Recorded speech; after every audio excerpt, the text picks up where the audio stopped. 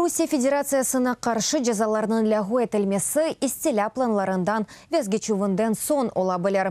Бұны Украина баш назиры Владимир Гройсман киберхавсызлық мәселелері бойынша Америка Қошма Штатлары президентінің кенішчесі Нью-Йоркның сабақ башы Рудольф Джулиани еле көрошывынды білдірді. Баш назирдан баста олған атышлар ақында хабер етті ве Русияге қаршы жазалардың сақланылмасы зарур олғаныны қайд етті. Бұның еле Украина көметінің башы күн тәртібінде сағлық сақлав пенсион системаларында ве шақсия штуруф саасында ислатларының кечірілмесі тұрғаныны қайд етті. Ознев бетінде Джулиани сербестлік ве мұстақылық күрешінде Украинаға Америка Қошма Штатларының юқары елбасшылығы қол тұтқаныны білдірді. Мы сегодня переживаем.